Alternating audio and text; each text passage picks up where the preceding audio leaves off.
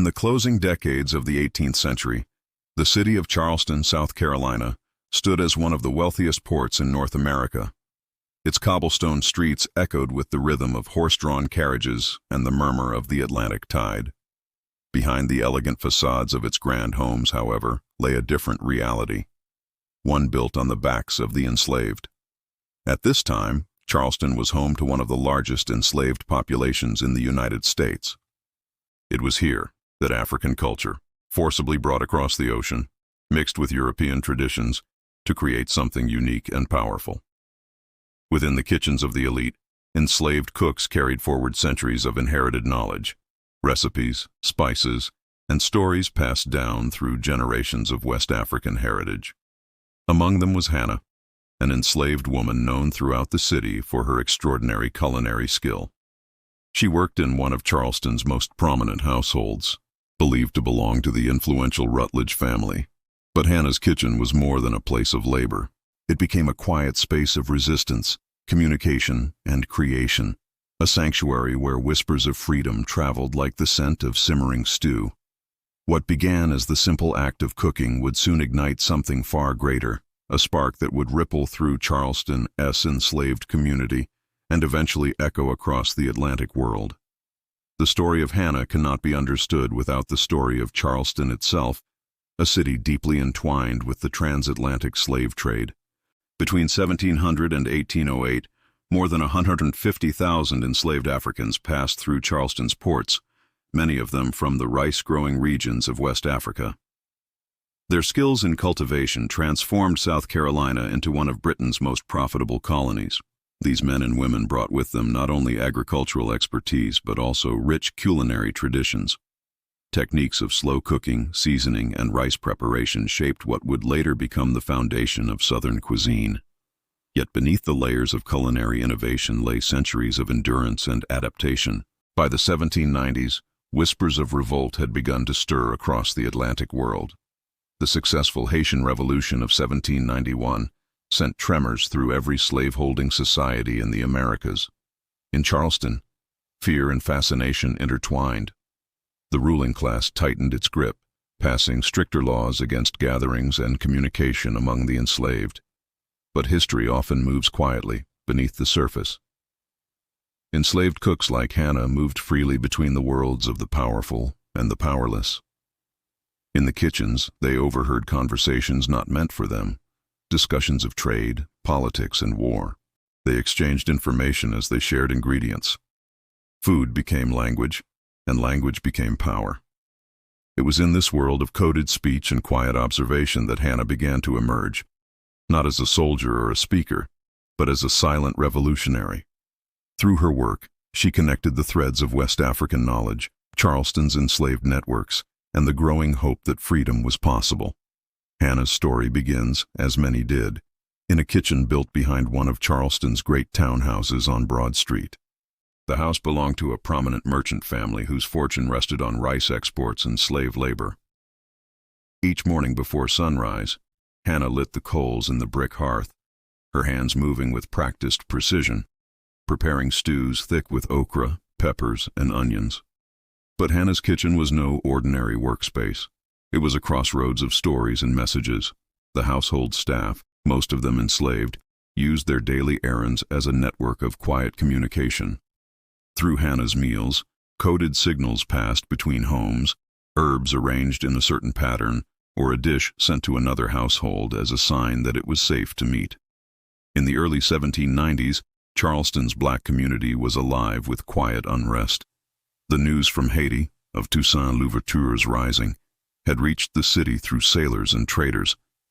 It was in Hannah's kitchen that such stories were retold, whispered softly over the sound of grinding corn. One evening, according to later oral accounts preserved by descendants of Charleston's freed people, Hannah served a meal to visiting merchants who spoke of new French refugees arriving from the Caribbean. From their conversation, she learned of the uprisings taking place in Saint-Domingue, where enslaved Africans had overthrown their masters. That night, when the household had gone to bed, Hannah repeated the story to her fellow servants. The word spread slowly, carried from kitchen to kitchen across the city. Food became a medium of solidarity. Hannah began to include particular spices, symbols familiar to her West African heritage, into her cooking as subtle messages of unity. Dishes once seen as mere sustenance became cultural statements. Over the next few years, as tensions grew in Charleston, Hannah's small acts took on greater significance. She became known among the city's enslaved community as Hannah of the Hearth, a woman whose meals nourished more than the body. In her modest kitchen, she hosted late-night gatherings disguised as cooking lessons. But what was taught was more than recipes. It was memory, the remembrance of a world beyond bondage. By 1799, these gatherings began to attract attention. Charleston authorities grew increasingly wary of any form of assembly among the enslaved. The city's patrols expanded, and new restrictions were placed on movement after sundown. Still, Hannah continued her quiet work. In one account recorded by a later historian, she is said to have prepared a communal meal on the eve of what some described as a night of great decision. Though no open rebellion followed, the event reflected a growing courage among Charleston's enslaved people, a readiness to claim dignity, even within confinement. Some scholars believe that Hannah's influence extended beyond her lifetime.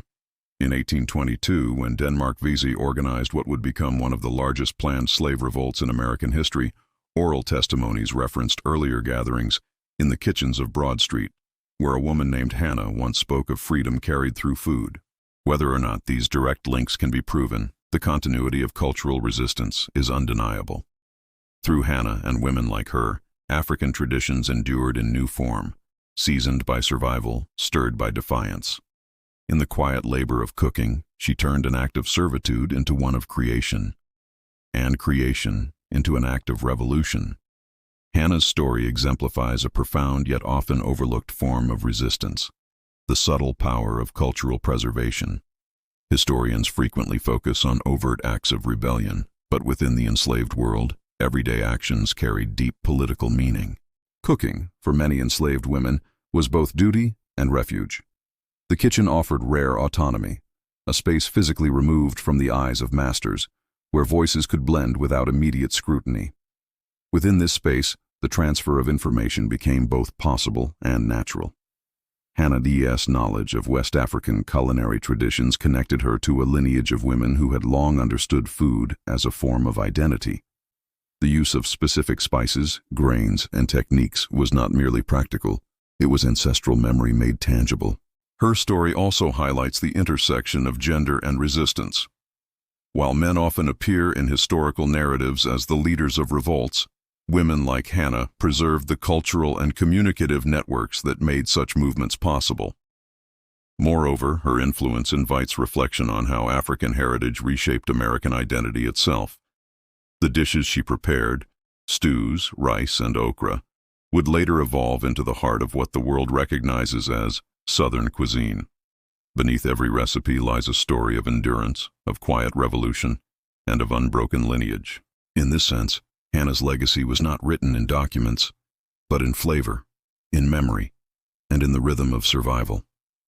Though Hannah's name faded from official records, her legacy endured through those she taught. By the early 19th century, Charleston's free black cooks and caterers, many of them former slaves, began to establish their own businesses, shaping the city's culinary identity. The cultural foundation laid by women like Hannah gave rise to what later generations would call low-country cuisine. It blended African, Caribbean, and European influences into something distinctly American. But more importantly, it carried within it the unspoken memory of those who created it under bondage. Beyond the kitchen, the networks of trust and solidarity that Hannah helped build became vital to future resistance movements. By the time of the Denmark Vesey conspiracy in 1822, Charleston's enslaved population had developed complex communication systems that stretched through churches, workshops, and homes. While Hannah herself may not have lived to see it, her role as a cultural bridge contributed to that evolution, a reminder that revolutions are rarely spontaneous. They are built patiently and quietly through years of connection, understanding, and courage. In every sense, Hannah's work nourished both body and spirit. Her legacy endures not in monuments, but in the enduring presence of African flavor, rhythm, and resilience woven through the story of America itself. As Charleston's nights grew quieter in the early 19th century, the memory of Hannah's hearth lingered in whispered stories and family recipes. Generations later, historians and descendants would trace the roots of an entire culinary tradition back to women like her, those who transformed oppression into art and silence into sustenance. From the kitchens of Charleston to the plantations of the Caribbean, the influence of African cooks continued to shape the Atlantic world.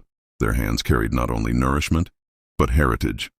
In the next chapter of our journey through the hidden histories of Africa's legacy, we move further inland, to the plantations of Louisiana, where another story unfolds, of music rhythm and the birth of a sound that would one day echo across the world.